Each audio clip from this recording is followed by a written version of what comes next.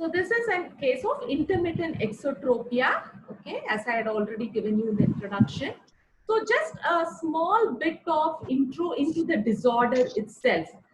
Now, intermittent exotropia is a very common kind of squint. If you compare it even with esotropia, it is much more common. We see so many children with exotropia as opposed to a child with infantile esotropia or even other forms of esotropia. So if you look at the incidence, it's about 32.1 per 1 lakh of children under 19 years of age. Now this exodeviation, as the name suggests, it's an intermittent deviation. So it is interspersed with areas of normal ocular alignment. So it makes it all the more difficult because it's very variable. So you can make errors in the estimation of the angle because it's intermittent. Sometimes you can miss the deviation itself because of its intermittent nature of presentation. So this is how, these are the difficulties that you face with an intermittent exodeviation. And divergence excess type. So if I say specifically divergence excess, it means that there are other types of intermittent exodeviation also. But divergent excess means there is a larger angle or magnitude of deviation for distance as opposed to near. And this distance deviation can be a larger phoria, it can be an intermittent exotropia, or it can be a constant tropia. So all three forms. But any deviation which is more in distance than near comes under divergence excess. But the deviation itself can be of three types. It can be a large phoria, it can be an intermittent exotropia, or a constant exotropia. So today you will understand more about this if I present it as a case. So I'm going to show like how the case is presented. So a 5-year-old male child was referred by a pediatrician for a noticeable eye term. So what was the history given by the parent? The left eye moved out sometimes during the day. She was not very sure whether she noticed a deviation in the right eye. And she was not able to provide details on three things: the duration when the squint manifested, the time at which the squint comes, and the severity of the eye term. So the duration and the time is very important as far as the control of the deviation. So when you ask for the history, you have to ask these points also.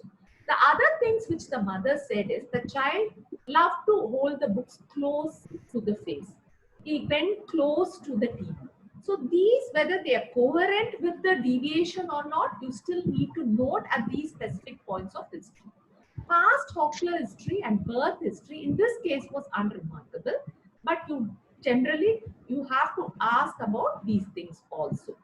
Family history is very significant, and this child had a sibling who had an accommodative esotropia. Not necessarily you should get exotropia only. You can get other types of deviation also. Say in this particular case, you have a child with an accommodative ESO in the sibling. So history of any kind of squint, not necessarily of the same pattern, should be presented in the family. Medical history, it was significant for asthma. A lot of medications can trigger off deviations. If they are in a phoric level, they can go and manifest as a tropia. So history of medication is important. Patient has been enrolled in school, and a mother says that there is a disinterest as far as school curricular activities are concerned. So what are the things that you look at the history? You have to look at the laterality of item, whether it's the left eye, whether it's the right eye, or both. The frequency, constant versus intermittent. Directionality, what type of deviation, whether it's iso, exo, hyper, hypo, and the onset of deviation. Sudden onset is sometimes, sudden onset of deviation means that there is an acute illness or an acute gradual. More gradual is just more of a subdued kind of a presentation where the child is like manifesting over a period of time. So these are the things which you look into the history. Next is, what are the examination findings on visit 1? Visit 1 is the first time when the child comes to you for a examination. So in that, what all should you basically look at the vision. The visual acuity in this child was 20/20 in the right eye and left eye at distance, and N6 from here. Extraocular movements were full in each eye. Pupils were round and reactive to light and accommodation. Yes, Even though it's a strabismus case, you have to look at pupillary reactions because a lot of other issues like optic nerve glioma can present as a patient with intermittent strabismus. So you have to see for the pupillary refraction, pupillary reaction, screening for color vision with the Ishihara test, congenital stationary night blindness. You can have cone dystrophies. All these patients also presenting with strabismus. So look for color vision.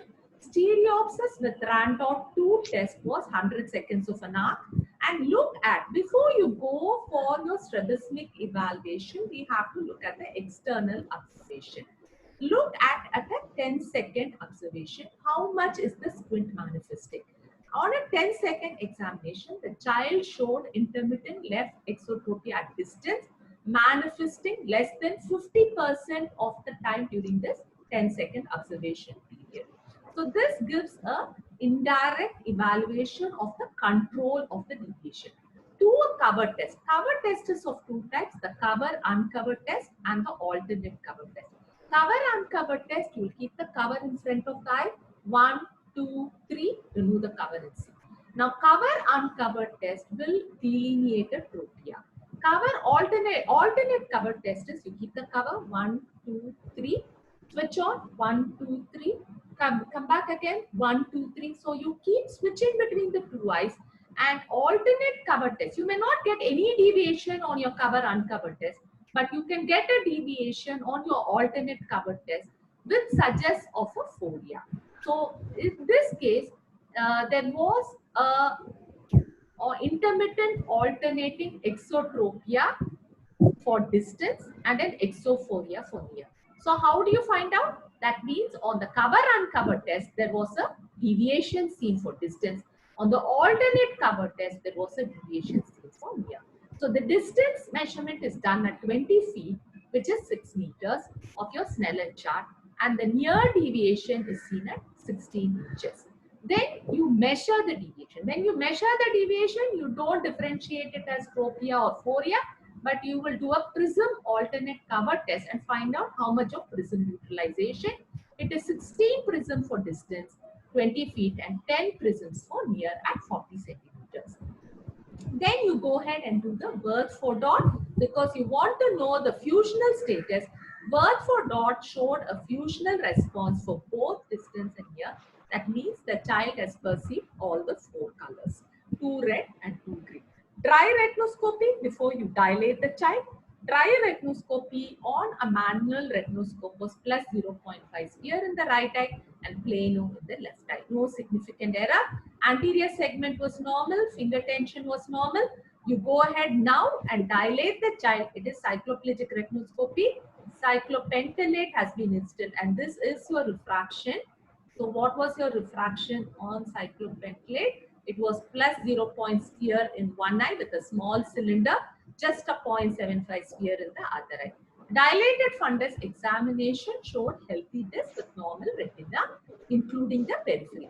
So the hyperopia, what have you come to this thing? The hyperopia is minimal. Patient does not report any visual discomfort, and the chief concern was the eye turn. And you got a tropia for distance, you got a phoria for near, and the amount of tropia that you got for distance was 16 prism diopters, and you have got 10 prisms for near. Will you stop with this? You will stop with this in this particular evaluation, but you will recall, you don't judge the child on one measurement. You call the child for visit number 2. And what is this visit number 2? It is going to be 2 weeks later. The child is more cooperative, child is less apprehensive. Now you're going to do a detailed strabismic evaluation of that intermittent exotropia. You're going to assess the quality of control and you're going to quantify the control. So we use the Mayo scale to quantifying control. I will come to that scale first, but let's see what were the observation findings. So in that exotropia, when you are going to use the Mayo scale, the first examination you saw the child for 10 seconds. But now you have to observe the child. The Mayo scale grades the intermittent exotropia using a 30-second observation period. And here we found that the exotropia for distance was manifest less than 50% of the time during the 30-second observation period, which was 4-3. The Snellen visual acuity was 20 by 20 in each eye. at both distance and near. Stereopsis was good, 100 seconds of an arc. Bertford dot showed a fusion for both distance and near. Now you measure the exo deviation with your prism alternate cover test. It showed a little more deviation than last time. It is 18 prism at distance and 12 prism at near. Okay, and you don't stop with this. This is your time to do a detailed evaluation. This is a case which showing a little bit of distance near disparity. So we have to see whether this 18 prisms, it stops at this, or are you getting a larger deviation than this? So you do a far distance cover test, which is not at 20 feet, but it is at more than 50 feet. Maybe you have to open the windows of your clinic and ask the child to focus on something very distant from what is there within your clinic room and look at the intermittent alternating exotropia. Again, it measured only about 18 prisms at 50 feet using the prism alternate. So it again shows a distance more than near and a patch test. Now, once you got a distance more than near, you want to see whether the near deviation is going to show an increase. So you will do a patch test by occluding the eye for 30 minutes and again measure the deviation. There is no deviation in the near deviation. Then you measure the deviation with the +3 lens. You're going to relax the accommodation. And when you measure the deviation through the plus, you also find out the AC by A ratio, which I'll be coming for this child. The AC, I will tell you how to measure the AC by A ratio, which is 5:1. There was no change in the deviation with +3. So this again ruled out a simulated divergence excess. Then you go on and look at the near point of convergence. At least 4 consecutive measurements are needed. This was 8 centimeters with an accommodative target and 9 centimeters with the pen light. Then you go for a positive fusional vergence using your prisms. Now this will be done with your prism bar. You use a step vergence. You will keep seeing what is the blur point, what is the break point, and what is the regaining point. Now this, you didn't have a blur point in this child. The break point was 16 prism diopter. The regaining point was 10 prism diopter. Again, at near it was 30 prism diopters. This is the convergence amplitude, not the divergence, the convergence. 30 and your regaining was 28, which was fairly okay. We found out the push-up accommodative amplitude. What is the amplitude of accommodation? 15 diopters in the right eye and 14 point, which is fairly okay. So based on these examination findings, you have come to a diagnosis of divergence excess. Okay. So this is a divergence which is more at distance than near, but it is not improving with monocular occlusion, your near deviation. It is not improving with your +3 lenses. Okay. Now we decided that we will do a -2 diopter. We will do a over minus trial therapy. This is just to tell you what are the other modalities of treating an intermittent exotropia. So you have, we determined, predetermined -2, but we looked into a cycloplegic retinoscopy, which is +0.75. So we started with a trial of -1.25 in both eyes. We subtracted from this -2 the +0.75 and we gave him a glasses of -1.25. So with this, you find that after adaptation of 30 minutes, we did the cover test. There was no tropia at distance and near. That means the uncover test is not shown. That means the child had only phoria on alternate cover test. The prism alternate cover test measured this exophoria. That was 10 prisms for distance and 4 prisms for near, which is okay. It's very good. And he maintained fusion with Bertford dot. So this is over. The over minus trial is over on the second visit. Now, how will you follow up? You're going to give him a glass of -1.25. Child, please go with this glasses. Come back after 4 weeks. So we are going to see this child after 6. This is the 6th week. At the 6th week, we are going to see the child again. The first thing that you ask is the child compliant with the glasses? Because you are giving a child of -1.25 where the child does not have any refractive error. So compliance, comfort, asthenopia are points that have to be noted. And you find that there, the mother says there is full compliance with glasses and she noted an improvement in the eye turn with glasses. That's the second point. The compliance is yes, good, tick it. Is there an improvement in the eye turn? Yes, there is an improvement in eye turn, madam. We don't see the child squinting so often. Did the child report any headache, discomfort, or asthenophobia when reading, especially with these classes? No, nothing is there. It's comfortable. So now the intermittent exotropia was assessed. The control is grade 2 in the Mayo scale, which is no exotropia unless dissociated, and recovery will happen in more than 5 seconds. You dissociate eye, only then there is an exotropia. You don't dissociate eye, there is no exotropia. How did he present with? He did dissociate spontaneously on his own for his distance. Now there is no exotropia unless dissociated, and the recovery happens on its own in more than 5 seconds. How is the visual acuity? Slight drop. Snell and he doesn't have any error, refractive error, but we have given him glasses.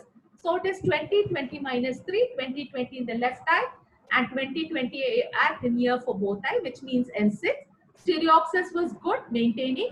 Covered test, there was exophoria for both distance and near. On measurement, it was 8 prisms for both distance and near, and Birdsford dot showed fusion. So everything is being maintained. Fusion is being maintained, stereo is being maintained, distance visual acuity is fairly good, near visual acuity is fairly good, but your deviation has come down. Okay, this is what we wanted.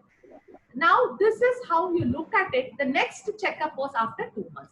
So, initial visit is the time of presentation. Visit 2 was 2 weeks later. Visit 3 was 4 weeks later, that is at 6 weeks. And visit 4 was at 2 months. So, we had intermittent exotropia in the first and second visit, but we having an exophoria in the third and fourth visit. Okay. The magnitude is 1610. Second visit, when we are doing a detailed examination, 1812, 2 prisms increase. Then it is fairly stable at 8 prisms for both distance and near, and what we are having is just a phoria. So our aim is being completely met with. For 30-second observation, we got it less than 50% on time. Then it became Mayo scale 3 on the grading, which is this is 10 second, this is 30 second. This is Mayo scale 2, this is Mayo scale 2, which is only after dissociation. Mayo scale 3 is you have intermittent exotropia on a 30-second observation period, less than 50% of the time. And this is just 10 seconds, so you cannot grade it. This is not a Mayo scale. So that's why I put it as deviation observed less than 50% of the time on external observation. Okay, so let us go to classification. Now the classification is what is completely followed is Burien's classification, very simple, classified Burien many years ago. Basic exotropia, distance is equal to near, which means within 10 prism diopters. Divergence excess, distance more than near 10 prism diopters. Convergence insufficiency, near more than distance by 10 prism diopters. Then why did I label this as divergence excess? We got distance near disparity of only 6. But what does Burien classification say? It should be more than 10. But I've labeled this as a divergence excess. Why have I labeled it? Because of the quality of the deviation. You have an intermittent exotropia. You have a tropia for distance, but you have a phoria for near. So when you have a qualitative difference like this, if this was both a phoria for distance and phoria for near with the 6 prism diopter difference, it will not come under divergence excess. But if you have a tropia for distance and a phoria for near, but even though your disparity is only 6 prism diopter, the quality of your deviation is different. So this will come under intermittent exotropia of a divergence excess type. Okay, but this classification never took into fusional vergence. It never took into AC by ratio. So Kushner is still alive, an old man with a lot of experience in strabismus and in different ways of managing strabismus. So Kushner has brought about this classification, which is in vogue for the last 20 years. And he has said, this is how you have to classify divergence excess. If you have basic divergence, is a very common 37% incidence, distance is equal to near. And the next is because of tenacious proximal fusion. You have distance more than near, but after 60 minutes of occlusion, the child is going to have distance equal to near because of the fusional vergence. The fusional vergence is so strong in this child, you're getting distance more than near. But you disrupt the fusional vergence for near by occluding the eye, then the distance equals near. Near deviation is increasing. This is what is showing. So this is again seen in 40% of the children, which is very high. 37% incidence, 40%. Distance is more than near, but even after occlusion, you're not getting any change in the near deviation. You can have high AC by A ratio. So this is seen in 5% of children. The next type is distance is more than near, but you have a normal AC by ratio. This year, the AC by A ratio is not the cause for distance near disparity, but it is the proximal convergence, which is seen in 4% of the children.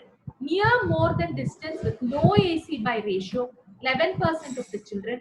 Near more than distance, but fusional convergence insufficiency is there. Not AC by A ratio is not the problem, it is the fusional convergence insufficiency, which is less than 1%. Near more than distance, this is a pseudo convergence insufficiency, because after occlusion for 60 minutes, you find that the near deviation will equal the distance deviation, which means that the distance deviation is now going to increase. So this is seen in less than 1%. This is the classification which we all use for classifying intermittent exotropia. So for quantifying trend control, I've been already saying about the Mayo scale. The Mayo scale you have like this. If there is a constant exotropia, it is 5. If you see a constant exotropia, it's grade 5. If you see an exotropia which is more than 50% of the examination time on a 30-second observation, that it is grade 4. If you have an exotropia which is less than 50% of the examination time before dissociation, it is grade 3. And if you do not get exotropia unless it is dissociated and it recovers in less than 5 seconds, it is grade 2. You have exotropia on dissociation recovery in 1 to 5 seconds, then it is grade 1. Exotropia on dissociation but recovery in less than 1 second, which is usually the Fourier type, it is grade 0. So this is the Mayo scale which is used.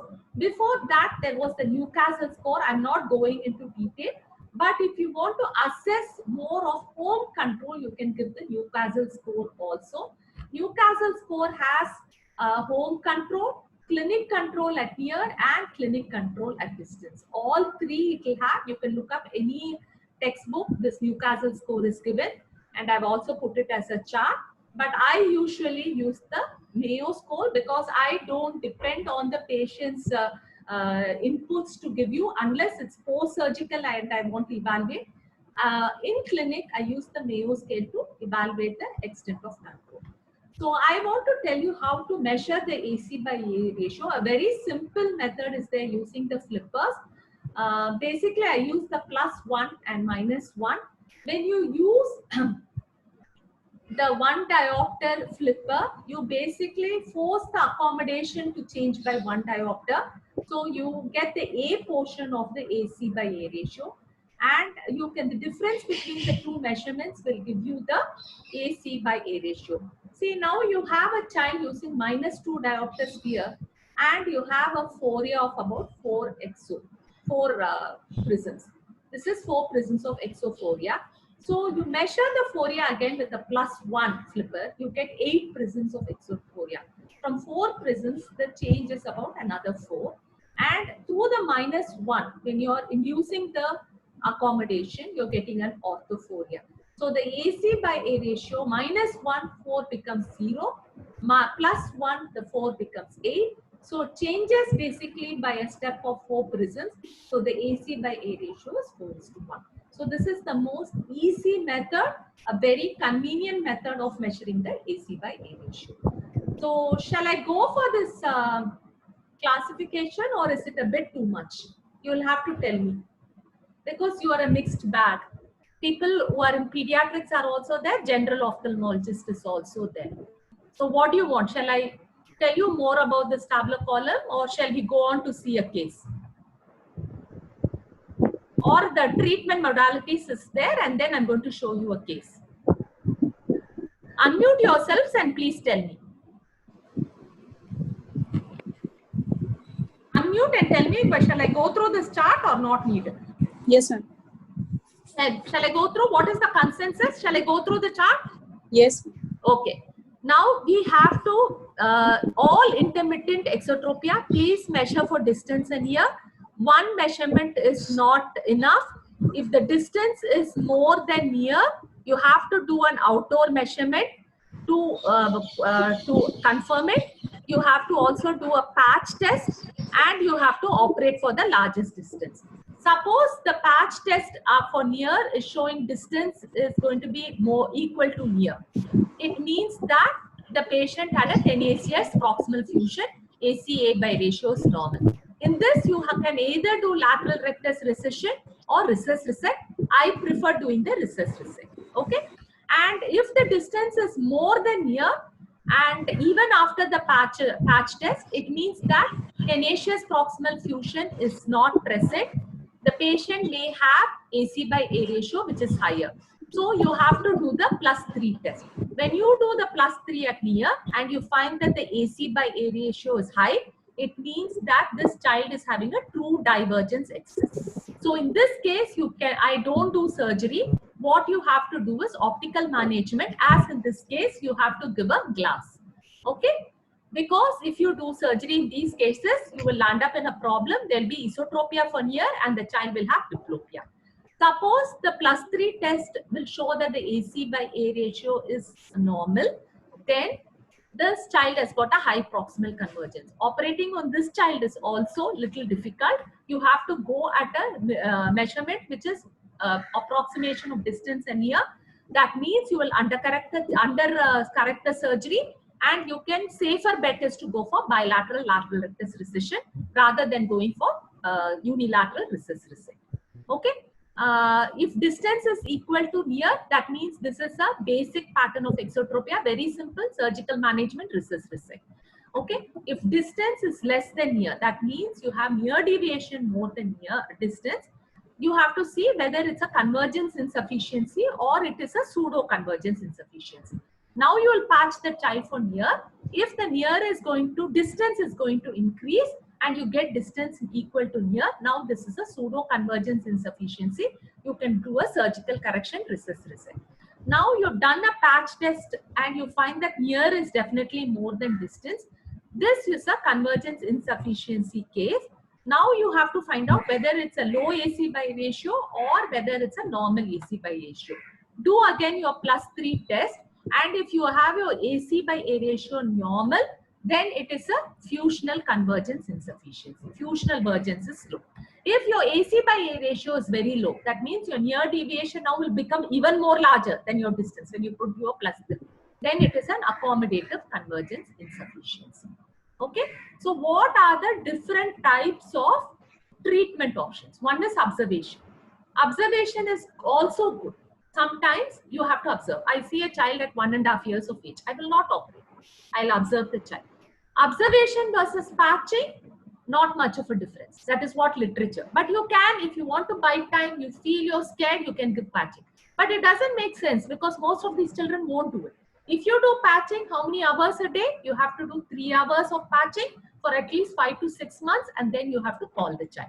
Patching can be unilateral if one eye squints often, or it can be bilateral if it is equal alternation. This is the other. Observation is one form of treatment. Patching is the other form of treatment. Optical correction, correct the child's pre-existing refractive error. If the child has got myopia, correct it completely. Correct the full myopia. Correct the full astigmatism. Correct the full anisometropia. Do amblyopia for the amblyopic exercises for the anisometropia. If the child is a hyperope, you can undercorrect hyperope, or you can need not correct the hyperopia. Older people, you have to correct the hyperopia because they will have asthenopic symptoms. Over minus therapy, yes. Over minus 1 to 3 diopters, but you have to assess all the parameters that I've illustrated, and you have to look at the control of deviation. Prisms, yes, you can give full prisms for neutralizing or partial prisms depending on the fusional vergence amplitude. Okay. Vision therapy, yes. Vision therapy is very important. When you do optical correction or when you're buying prisms, you can do vision therapy also. How is the vision therapy? The vision therapy, you have to improve the fusional convergence. You can give near point of convergence exercises like your CAT-CAT, or you can get step vergence. All those kinds of things you have to make the patient appreciate diplopia, prevent anti-suppression skills, etc. And surgery, yes, most cases end up in surgery. Most cases you have to follow them up long term because there is a 50% recurrence of intermittent exotropia over a period of 4 years. I am not telling this, literature is telling this. So this is a very, very difficult squint to correct. It is not easy. Intermittent exotropia is one of the most difficult squint to correct. You have to be aggressive in your approach. That is why I am very aggressive with these patients, and you need long-term follow-up with aggressive approach. Otherwise, you will end up with a very large recurrence rate of even the initial deviation. We are seeing people done by others. We are seeing even children done by us with recurrences. So you have to go and treat them again. You have to be aggressive in. Okay. So this is the video which I will like you to see. Tell me whether you can hear the audio which has come, because this is just recorded in my clinic a few days ago. So this young girl, now, okay. So you have to make the patient use the glasses. Don't do any measurement without the glasses. You're seeing a girl, young girl with an exotropia. Make her wear the glasses. You give her a target, 2 lines above a best corrected visual acuity on the Snellen chart. What do you see? You're seeing a constant exotropia. Now we are zooming in on the eyes. This is a constant exotropia. It doesn't give a picture of IDS, but she's a case of IDS. You'll be watching. So that means this girl, we'll stop here. This girl is having a constant exotropia for distance, which is Mayo scale 5. There is no fusion at all. There is no fusion at all. So this particular girl has got no fusion for distance. It's a constant exotropia within the 10-second observation or 30-second observation, whichever. So this is Mayo scale 5. She has completely lost any fusion for distance. A distance stereoacuity. We don't have distance stereoacuity in our clinic, but if you measure the distance stereopsis, she will not have any distance stereopsis. Okay. Now we'll go on. Now I'm going to measure the deviation with the PRISM alternate cover test. You've given a target for her to fixate, an accommodative target which is 2 lines above a best corrected visual acuity. So with glasses, accommodative target, measurement for distance. So you take your prisms. This is a very large exotropia. So I am putting about 50 prisms in front of the other eye, the fixing eye, and try to neutralize the deviation. There is some amount of movement still. So you need to use more prisms. These are all plastic loose prisms, calibrated. I use prisms made in France. So these are extremely calibrated prisms. So these prisms are held in the frontal plane, which means it is parallel to the plane of the head. Okay, you have to use prisms according to their calibrated position. Yeah, now again, we are using around 70 to 75 prisms to measure for distance. Yeah, she'll fixate. It takes some time because the target will have it will go further away from their point of focus. So you have to give time for all these patients to focus and then remeasure. It's almost neutralized. Almost neutralized. So this was around 70 to 75 prisms. Then we are going to measure for near. So you ask her to hold an accommodative target, again an accommodative target for near, and then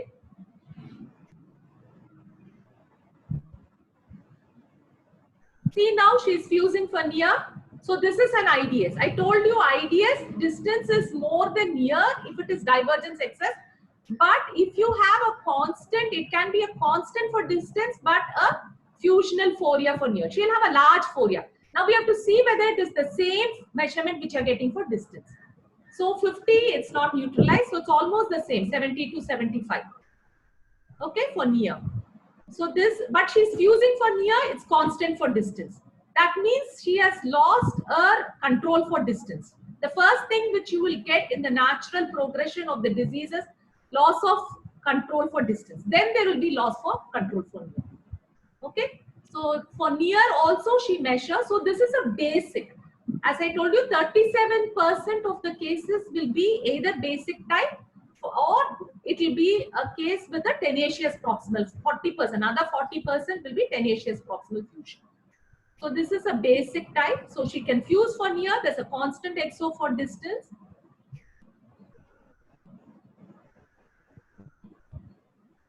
So she has a large deviation for both distance and near. Near, if you dissociate, then this deviation is coming. The fusion is not very good for near also. Immediately it dissociates. And now we are checking the NPC. See, the NPC is so good. Look at her NPC. It's normal. It's around 8 centimeters. She can convert. She has such a large XT, but she will have a normal convergence. Few people may not have it. It will vary from case. Now we are testing the versions. We are looking for pattern. If there is a pattern strabismus, then you have to measure the deviation in the pattern also. Where it is, how much it is in up gaze, down gaze, or in the side versions. Okay, she doesn't have any pattern. Extraocular movements are full.